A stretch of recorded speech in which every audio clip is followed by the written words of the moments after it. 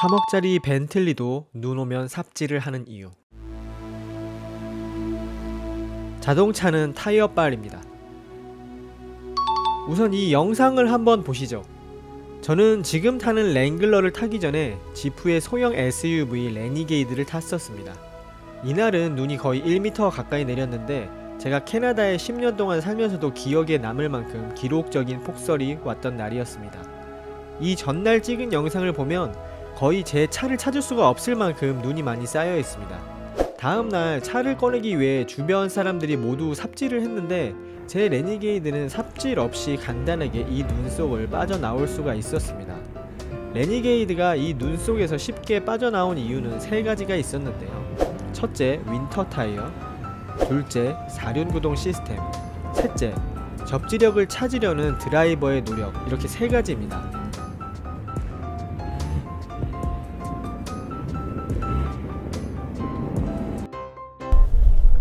여름에 겨울옷 입고 다니는 분들 있으세요? 겨울에 패딩 입고 다니는 분들 있으신가요? 겨울에는 집에 보일러 틀고 여름에는 에어컨 트시죠?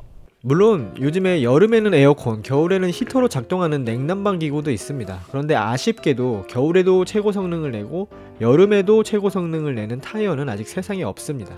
우리는 결국 여름에 최고 성능을 내고 겨울에 최악의 성능을 내는 타이어, 겨울에 최상의 성능을 내고 여름엔 위험한 타이어, 여름에도 겨울에도 최상의 성능은 못 내지만 그냥 두루두루 유용한 타이어, 이 3가지 중에 선택을 해야 합니다. 구독자 중에 한 분이 캐나다에서 올터레인 타이어의 효용성에 대해서 리뷰를 좀 해달라고 댓글을 주셨습니다. 한국에선 대부분 4계절 타이어를 사용하고 계시기 때문에 겨울철 갑자기 폭설 내릴 때 교통마비가 오고는 하는데, 이럴 때 올터레인 타이어를 사용하면 1년 내내 사용할 수 있으면서도 특히 겨울철에 강하지 않을까 하는 질문을 주셨습니다. 저는 캐나다의 퀘벡에 10년째 거주 중인데 여기는 겨울이 길고 눈이 엄청 많이 옵니다. 아마 이 영상 보시는 분들 중에 미국 알래스카나 러시아, 핀란드나 스웨덴, 노르웨이 같은 북유럽에 거주하는 분이 아니시라면 아마 저보다 혹독한 겨울 환경에서 운전해 보신 분들 많이 안 계실 거예요. 앞서 보셨던 영상 속에 나오는 레니게이드에는 윈터 타이어가 끼워져 있습니다. 아무리 좋은 사륜구동 시스템과 운전자의 스킬이 있어도 윈터 타이어 아니었다면 아마 저 상황에서 나오기는 힘들었을 겁니다. 어떻게 나왔다고 해도 저런 눈길에서는 서야 할 때 서지를 못해서 곧장 사고로 연결될 거예요.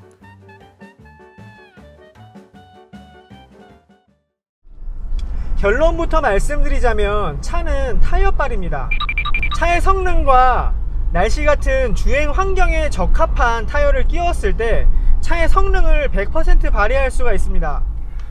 차값이 1억이 넘는 차라도, 사륜구동 자동차라도 겨울에는 꼭 윈터 타이어를 끼는 것이 좋습니다. 그런데 타이어를 계절마다 갈아 끼는 게 너무 번거롭고 비용적으로도 부담이 된다 하시는 분들은 이 영상을 끝까지 주목하세요.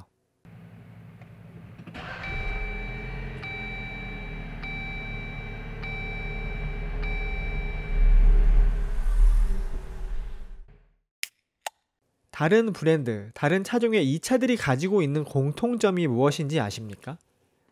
차의 가격이 얼마던, 엔진 사이즈와 그 출력이 얼마던 이 모든 차들은 4개의 바퀴가 내는 지명과의 마찰로 땅을 박차고 달린다는 겁니다. 타이어 하나당 땅과 닿는 면적이 이 A4 용지 한 장의 크기보다도 작지요.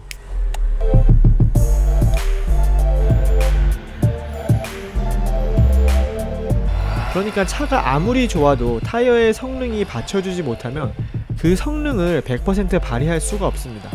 대부분의 사람들이 차에는 엄청 신경을 쓰면서 생각보다 타이어에는 상대적으로 신경을 덜 쓰는 경향이 있는데요.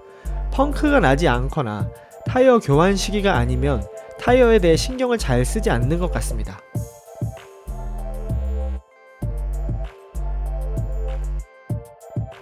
우리가 F1이라고도 부르는 포뮬러1 그랑프리는 세계에서 제일 빠른 자동차를 타고 세계에서 운전을 제일 잘하는 드라이버 20명이 속도를 겨루는 세상에서 제일 빠른 모터스포츠입니다. 이 F1 한 경기를 할 때마다 5종류의 타이어가 지급됩니다. 그중 2개는 비가 오는 젖은 노면에서 달리는 웻 타이어이고 나머지 3개는 타이어의 단단한 정도가 달라 차의 성능이나 트랙의 온도에 따라 다른 성능을 나타냅니다. 이렇게 빠른 차와 드라이버도 타이어의 영향을 많이 받기 때문에 F1 주최 측에서는 다른 종류의 타이어를 지급하고 실제로 팀별로 타이어 선택에 따라 경기의 승패를 좌우하기도 합니다. 특히 비가 오는 날의 레이스에서는 웻 타이어가 선수의 생명을 지켜주기도 합니다. 그러니까 차의 성능을 100% 끌어내는데 타이어의 성능이 그만큼 중요하고 이는 곧 안전과도 직결됩니다. 한국에서 지난 2-3년 폭설 속에 교통대란이 일어났던 모습을 저도 유튜브 통해서 많이 봤는데요. 윈터 타이어만 사용해도 웬만한 도로에서 평상시처럼 달릴 수 있습니다. 제가 지금 살고 있는 캐나다의 퀘벡 지역은 12월부터 3월까지 윈터 타이어를 의무 사용하도록 법으로 규정하고 있고 이를 지키지 않다가 적발될 시 가태료를 물게 되어 있습니다. 눈이 10월부터 시작해서 늦게는 4월 말, 5월까지 오기도 하기 때문에 저 같은 경우에는 실제로 보통 의무 사용 기간보다 긴 6개월 정도를 윈터 타이어를 장착하고 있습니다. 윈터 타이어는 눈이 왔을 때만이 아니라 영상 7도 이하의 기온에서는 일반 타이어보다 더 좋은 성능을 냅니다. 그래서 눈 올 때만이 아니라 저온의 겨울철에도 대체적으로 좋은 성능을 내기 때문에 스노우 타이어라는 명칭보다는 윈터 타이어라고 부르는 게 적절합니다. 지금 이 영상을 만들고 있는 4월 초에도 서울의 아침 저녁 출퇴근 시간에는 온도가 7도 정도 되더라고요. 그러니까 한국에서도 윈터 타이어를 최소 5개월 정도는 사용이 가능하다고 생각됩니다. 윈터 타이어가 눈길에서 유리한 이유는 크게 2가지가 있습니다. 첫째는 트레드 패턴이 눈길에 적합하게 되어 있습니다. 윈터 타이어를 자세히 보면 자글자글한 무늬가 있는데 이 패턴이 눈이나 바닥을 더 움켜쥐고 배수 또한 도와줍니다. 2번째로 윈터 타이어는 저온에서도 말랑말랑함을 유지할 수 있는 재질로 되어 있습니다. 아무리 좋은 패턴을 가지고 있어도 영하의 온도에서 타이어가 딱딱하게 굳어버리면 그립을 유지할 수가 없는데 윈터 타이어는 추운 날씨에도 굳지 않고 노면을 꽉 움켜쥘 수가 있습니다. 앞에도 이야기했지만 윈터 타이어의 이 재질은 영상 7도부터 일반 사계절 타이어 대비 더 나은 성능을 발휘합니다. 윈터 타이어 사용을 안 해보신 분들은 눈길에서 그 성능이 얼마나 다른지 감이 안 오실 텐데 간단하게 예를 들면 실제로 저희 회사차가 카니발이었는데 윈터 타이어를 낀 카니발과 그렇지 않은 랭글러가 같은 눈길 상황에서 달릴 때 윈터 타이어를 낀 카니발이 훨씬 잘 달리고 잘 섭니다. 결국 눈길, 빙판길, 차가운 노면에서 차량의 주행에 영향을 미치는 건 사륜구동 시스템이 아니라 타이어가 얼마나 노면을 움켜쥐느냐입니다.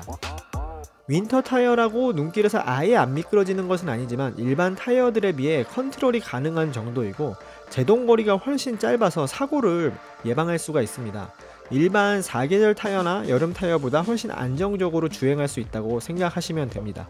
그러니까 아무리 좋은 사륜구동 시스템을 가진 SUV, 만약에 지프 랭글러라도 겨울철에는 윈터 타이어를 끼워주는 게 좋습니다.